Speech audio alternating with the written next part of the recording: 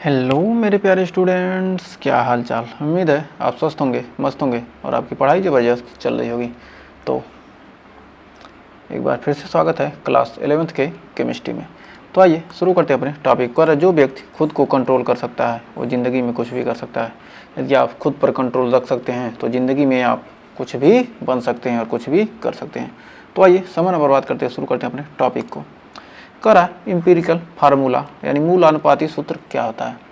तो मूल अनुपाती सूत्र वह सूत्र होता है the formula gives simple whole number ratio different type of atoms present in one molecule of the compound is called empirical formula. कहने का मतलब है क्या, वह सूत्र जो किसी यौगिक के एक अणु में उपस्थित विभिन्न प्रकार के परमाणुओं का सरल अनुपात प्रदर्शित करता है, मूल अनुपाती सूत्र कहलाता है। जैसे कि हम जानते हैं ग्लूकोज का फार्मूला होता है C6H12O6। तो इसमें देखिए कितने हैं, कार्बन 6 है, हाइड्रोजन 12 है, ऑक्सीजन 6 है। तो क्या करते हैं हम, किसी संख्या से क्या करेंगे, 6 से काटेंगे, 6 कन्ने 6, 6 दूनी 12 और 6 कन्ने 6। तो इसका क्या जाएगा, हमारा मूलानुपाती सूत्र क्या जाएगा 1:2:1। क्या जाएगा, कार्बन हाइड्रोजन ऑक्सीजन का रेशियो क्या होगा 1:2:1 के रूप में क्या हो जाएगा।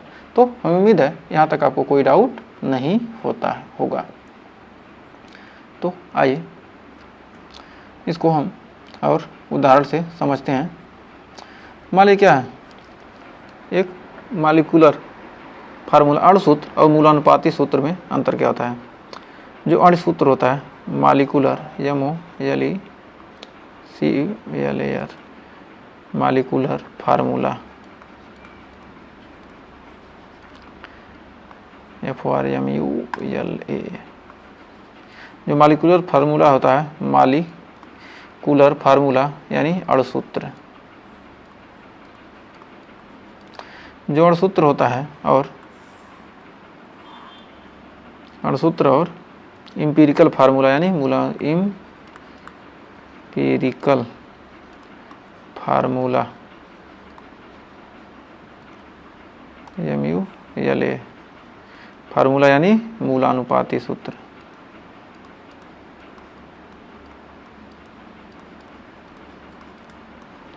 पाती सूत्र, इसमें अंतर क्या होता है। मान लीजिए क्या, एक ग्लूकोज है,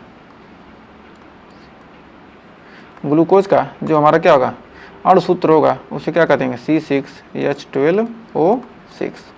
और इसका अणुसूत्र क्या हो जाएगा, कार्बन हाइड्रोजन और ऑक्सीजन की जो क्या है 6 12 और क्या है 6 यानी 1:2:1। ये क्या है, हमारा ग्लूकोज का फार्मूला है। इसी प्रकार यदि क्या हो C6H22 और O12 है तो इसमें क्या होगा 6:22 और कितना है 12। तो इसको क्या करेंगे, 2 से काटेंगे तो कितना जाएगा 3 11 6 3:11:6 क्या जाएगा, ये एम्पिरिकल फार्मूला क्या होगा, मूलानुपाती सूत्र हो जाएगा। तो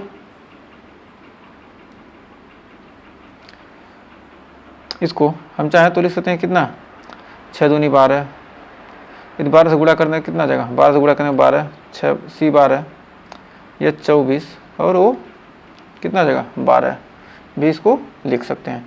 तो हम उम्मीद है यहाँ तक आपको कोई डाउट नहीं होगा। आइए बढ़ते हैं आगे। कर अणुसूत्र यानी मॉलिक्यूलर फार्मूला। कर वह सूत्र जो किसी यौगिक के एक अणु में उपस्थित किसी विभिन्न प्रकार के परमाणुओं की वास्तविक संख्या को दर्शाता है, अणुसूत्र कहलाता है। जो अणुसूत्र होता है मूलानुपाती सूत्र में क्या करेंगे n से गुणा करने पर प्राप्त होता है, यानी कि n बराबर मॉलिक्यूलर मास मतलब परमाणु भार बटे एम्पिरिकल फार्मूला मास मतलब अणुसूत्र का भार से क्या करेंगे डिवाइड करेंगे, हमको n का मान मिलेगा, कैपिटल n का मान। एम्पिरिकल फार्मूला में क्या करेंगे n से गुणा करने पर क्या होता है, हमको मॉलिक्यूलर फार्मूला मिल जाता है। फिर कह रहा है numerical of empirical formula and molecular formula. कह रहा है A gases hydrogen carbon and give the 82.2 5% of carbon and 17.5 hydrogen, find the empirical formula. जहाँ कार्बन 12% 12 और हाइड्रोजन का परमाणु क्रमांक 1 है। तो एक करा एक गैसीय हाइड्रोजन कार्बन विश्लेषण के दौरान 82.5% कार्बन तथा 17.5% हाइड्रोजन देता है। तो मूलानुपाती सूत्र ज्ञात करो। तो इसमें क्या है, कार्बन और हाइड्रोजन है, कार्बन और हाइड्रोजन है। यदि कार्बन और हाइड्रोजन को जोड़ने पर क्या हो, जो परसेंटेज हो रहा है 100% नहीं हो रहा, तो उसमें क्या करेंगे हम, ऑक्सीजन को क्या करेंगे, ऐड कर देंगे। तो उसमें क्या करेंगे हम, ऑक्सीजन को ऐड कर सकते हैं। ये चीज़ ये क्या है, ये हमारे एलिमेंट हैं, एलिमेंट यानी क्या है, तत्व। ये हमारा तत्व है। और क्या है, परमाणु भार।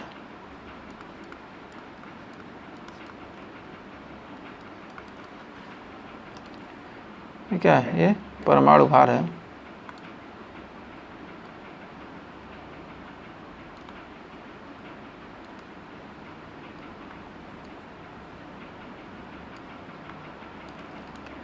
एटॉमिक मास,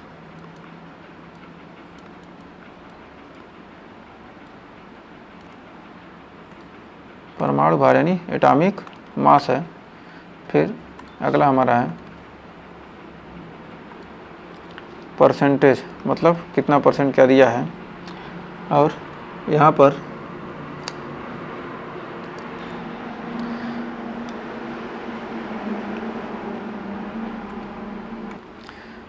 प्रतिशत बटे परमाणु भार, परमाणु भार, परमाणु भार में क्या, प्रतिशत में क्या करें, परमाणु भार से। और क्या है, साधारण अनुपात, साधारण अनुपात, साधारण अनुपात। यहाँ पर क्या है, सिंपल रेशियो निकालेंगे। तो कार्बन का परमाणु भार क्या है, 12 और हाइड्रोजन का क्या है, 1। और परसेंटेज कितना है, 82.5%।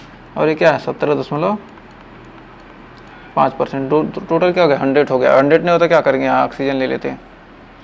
तो ये क्या है, 82.5/12। और यहाँ है 17.5/1।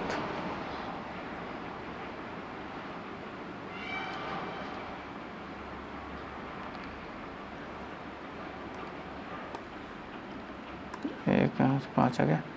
यहाँ पर कितना है, 12। यहाँ पर भाग देंगे तो हमारा जो सबसे कम आएगा, तो उससे क्या करेंगे हम, टोटल में भाग देंगे 6.675। इससे इसमें भाग देंगे कितना, इतना आएगा। तो क्या ये इससे क्या है, एक में इससे भाग देंगे कितना हमारा आएगा, 70.5। और ये हमारा आएगा 6.675। जो सबसे कम आएगा उसमें क्या करेंगे, सभी में भाग देंगे। तो जाएगा 6.675, यानी एक बार में जाएगा। और इसमें क्या है, 17 है 0.5। तो इसमें क्या करेंगे, 6 से भाग देंगे तो 6.675 से भाग देंगे, क्या लगभग कितनी बार में जाएगा, 3 बार में जाएगा। तो हमारा मूलानुपाती सूत्र हो जाएगा, पाती सूत्र यहाँ पर निकल कर आ जाएगा C1H3 यानी CH3। ये क्या हो जाएगा हमारा आंसर। तो ये क्या पूछ रहा है, मूलानुपाती सूत्र याद करो, क्या करें, इस प्रकार हम निकाल सकते हैं। तो एक बार समझ लीजिए, सबसे पहले क्या करेंगे, तत्व का नाम लिखेंगे और परमाणु भार, और ये परसेंटेज जोड़ने पर क्या 100 आ जाए। तो ऐसे ही कर देंगे। और इसमें क्या करेंगे, परमाणु भार में क्या करेंगे, इससे भाग दे देंगे, और फिर इसमें इससे भाग दे देंगे। तो जो आएगा, जो सबसे कम रहेगा, उसमें क्या करेंगे, सभी से क्या करेंगे, सभी में क्या करेंगे, उससे भाग देंगे। प्रतिशत परमाणु भार बटे सबसे कम परमाणु भार में क्या करेंगे, प्रतिशत परमाणु भार से क्या करेंगे, भाग दे देंगे। तो हमें उम्मीद है यहाँ तक आपको कोई डाउट नहीं होगा। तो आइए बढ़ते हैं आगे। फिर कह रहा है अगला क्वेश्चन, कह रहा है एक कार्बनिक यौगिक में 40% कार्बन और 6.67% हाइड्रोजन है। यदि यौगिक का अणु भार 30 है तो मूलानुपाती सूत्र और अणुसूत्र ज्ञात करें। तो आइए इसको हल करते हैं। तो इसमें क्या है, तत्व यानी कि एलिमेंट, इसमें क्या है, परसेंटेज या परमाणु भार। इसमें क्या है, परसेंटेज, इसमें क्या है, परसेंटेज बटे एटॉमिक मास, और क्या है, सिंपल रेशियो, सिंपल रेशियो। तो इसमें क्या है, कार्बन और हाइड्रोजन। कार्बन कितने प्रतिशत है, 40%। हाइड्रोजन 6.67%। तो 46 हो रहा है, तो इसमें ऑक्सीजन भी ले लेंगे तो कितना आ जाएगा हमारा 53.3%। परमाणु भार कितना है, कार्बन का 12, हाइड्रोजन का 1, ऑक्सीजन का 16। तो 40/12 3.33 और 6.67/1 यानी 6.67। फिर 53.33/16, 16×3 = 48 यानी 3.333। तो इसमें सबसे छोटा क्या, 3.33 से क्या करेंगे, भाग देंगे। 3.33/3.33 और 6.67/3.33, 3.33/3.33 यानी आगे कितना, 1 2 1। तो यहाँ पर आ गया मूलानुपाती सूत्र।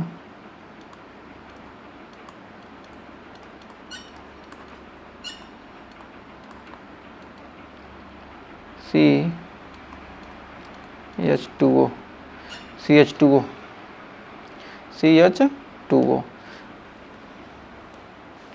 और यहाँ पर ऑक्सीजन का परसेंटेज हमने क्या, ऑक्सीजन का परसेंटेज किससे निकालते हैं, 100 में से क्या करेंगे, हमको 46.67 घटाना था। 46.67 यानी आ गया है 53.33%। ये हमने लिखा नहीं था, क्या डायरेक्ट आपको बाद में कन्फ्यूजन ना आए रहे कि कहाँ से आया है। तो क्या आ गया हमारा मूलानुपाती सूत्र और अणुसूत्र मिल गया। तो मूलानुपाती सूत्र क्या, 1 संबंध 2 संबंध 1, और अणुसूत्र क्या है, मूलानुपाती सूत्र CH2H। तो मूलानुपाती सूत्र क्या हो गया हमारा, इतना हो गया। तो उम्मीद है यहाँ तक आपको कोई डाउट नहीं होगा। ये क्या है, अणुसूत्र है। मूलानुपाती सूत्र क्या है, 1:2:1। तो आइए बढ़ते हैं, अगला क्वेश्चन देखिए क्या कर रहा है। कह रहा है कि जब 0.74 ग्राम ऑक्सीजन और 0.67 ग्राम NO के साथ अभिक्रिया करती है तो इसमें कौन सीमांत अभिकर्मक है। तो NO क्या करती है, ऑक्सीजन के साथ अभिक्रिया करती है तो NO2 और O2 बनता है। या कह रहा यदि इतना में एथिलीन C2H4 आर कम्बस्टेड, मतलब क्या किया जाता है, इतना ग्राम और ऑक्सीजन की उपस्थिति में क्या किया, दहन कराया जाता है, तो इनमें से कौन सीमांत अभिकर्मक है। तो आइए इसका सॉल्यूशन देखते हैं। C2H4, तो सबसे पहले 2NO + O2 से क्या बन रहा है, 2NO2, यही तो है पहला वाला। तो इतना बन रहा है NO + O2, NO2 + O2। तो इसमें 2NO यानी यम बराबर इसका सभी के क्या करेंगे, अणुभार निकालेंगे, क्या 2 × 14 + 16।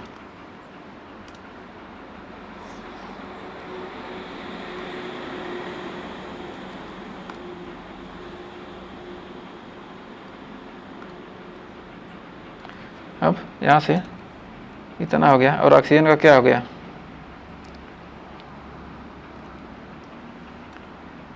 14, 26, 10, 30 दूनी 60। अरे क्या ऑक्सीजन हो गया का यम 2 गुणे 16 यानी आ गया 32।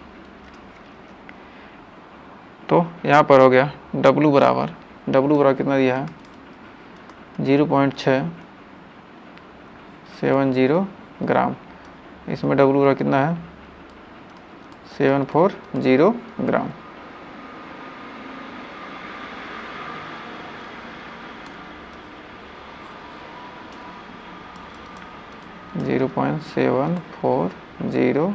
ग्राम। तो अब यहाँ पर n बराबर n का मान निकालेंगे तो W बटे m, तो 0.670 बटे कितना 60 आ जाएगा n बराबर 0.011 मोल, और इसका मान आ जाएगा n बराबर W बटे m, तो W कितना है 0.740 बटे 32 यानी निकल जाएगा n बराबर 0.023 मोल।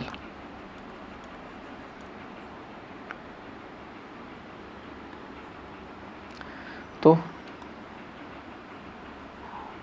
इन दोनों में हमारा सीमांत अभिकर्मक क्या हो जाएगा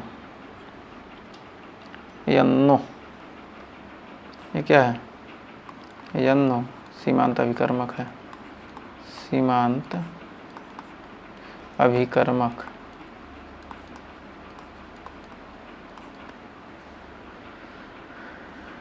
इसका मान क्या है कम है, इसलिए क्या है सीमांत अभिकर्मक है। इसका मान कम रहेगा वही क्या होगा सीमांत अभिकर्मक के रूप में माना जाएगा। तो आइए बढ़ते हैं आगे। इसका दूसरा पार्ट करा C2H4 plus 3O2 2CO2 plus 2H2O। तो यहाँ पर हो जाएगा यम का मान 12 दूना 24 प्लस 4 यानी हो गया 28 यूनिट, और W बराबर हो जाएगा दिया है 4.95, तो n बराबर 4.95 बटे 28 यानी आ गया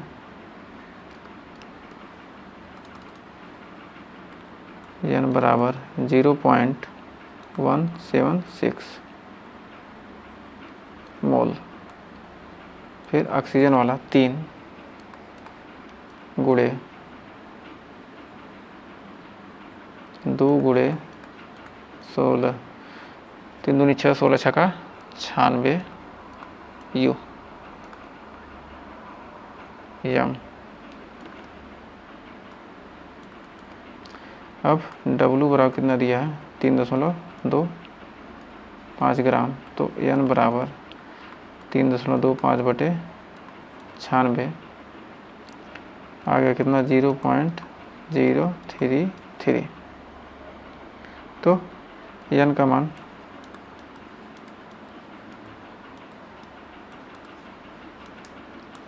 तो क्या है मोल। तो क्या होगा सीमांत अभिकर्मक यही हो जाएगा, जो कम रहेगा जिसकी मात्रा कम होगी क्या होगी क्या कहलाएगा सीमांत अभिकर्मक। तो हमें उम्मीद है यहाँ तक आपको कोई डाउट नहीं होगा और ये अच्छे से क्वेश्चन क्लियर हो गया होगा। तो आइए बढ़ते हैं इस चैप्टर का लास्ट टॉपिक स्टाइकियोमेट्री। स्टाइकियोमेट्री होता क्या है, कह रहा है रासायनिक अभिक्रिया में कर the determination of the property of which element or compound react with one another is called stoichiometry. मतलब कह रहा है कि वह रासायनिक अभिक्रिया में भाग लेने वाले, मतलब किसी रासायनिक अभिक्रिया में भाग लेने वाले जो अभिकारक तथा उत्पादकों के द्रव्यमानों और आयतनों का परिकीलन किया जाता है। इसमें क्या करते हैं अभिकारक में कितने द्रव्यमान हैं और उत्पाद में कितने क्या है, द्रव्यमान है, उसका क्या करना, परिकलन करना है, क्या कहलाता है, स्टोइकियोमेट्री कहलाता है।